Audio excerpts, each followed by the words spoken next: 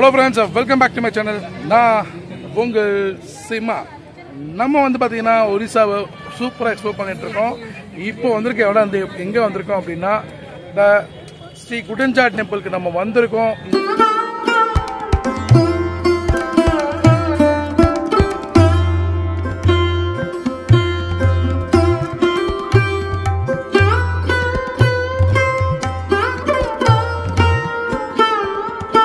இந்த கோவில போயிட்டு தரிசனம் முடிச்சுட்டு வந்து இந்த கோவிலுடைய சிறப்புகள் ஸ்தல வரலாறு என்ன அப்படின்றத பார்க்கலாம். ஸோ வாங்க போலாம்.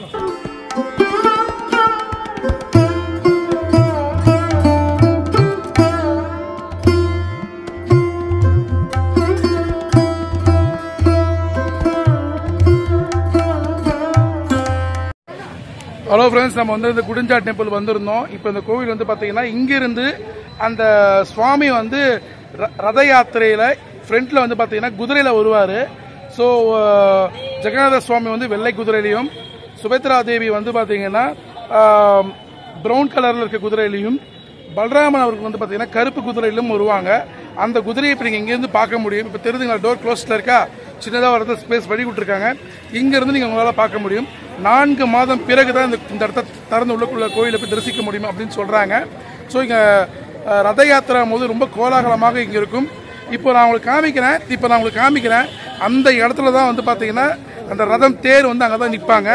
அங்கே நின்ற உடனே அங்கே இருந்து ஜெகநாத சுவாமி இங்கே நடந்து வந்து, நல்லா புரிஞ்சுக்கணும், அங்கிருந்து நடந்து வந்து தான் இந்த கோவிலுக்குள்ள போவாங்க.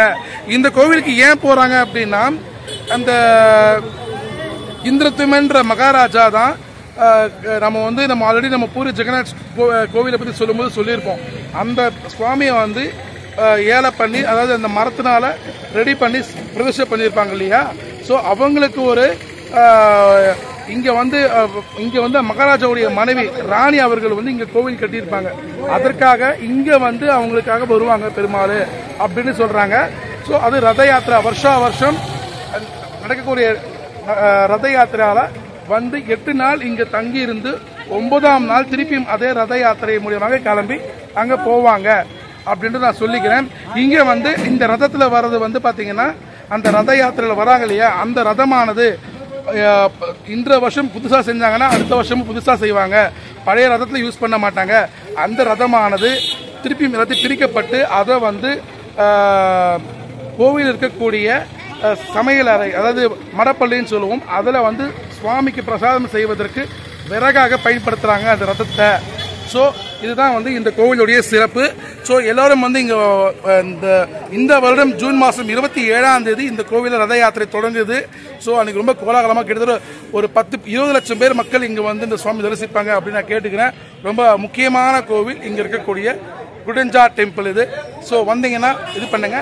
இந்த மேலே டாப்பில் வந்து பார்த்தீங்கன்னா நவகிரகங்கள் இருக்குது. அந்த நவகிரகங்களையும் உங்களுக்கு நான் காமிக்கிறேன்.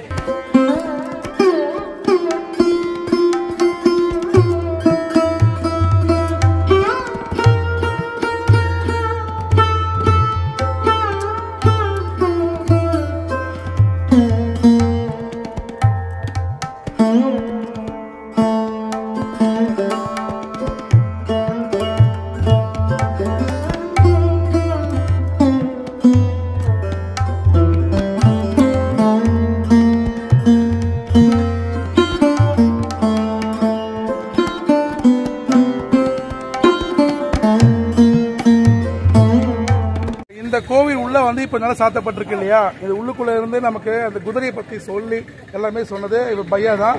இவர் வந்து தமிழ் நல்லா பேசுவாரு. நம்ம ஊர்ல அங்க ஒர்க் பண்ணிருக்கீங்களா? ஒர்க் பண்ணிருக்கீங்க. உங்க பேருங்க? மானஸ். மானஸ் அவருக்கு நன்றி.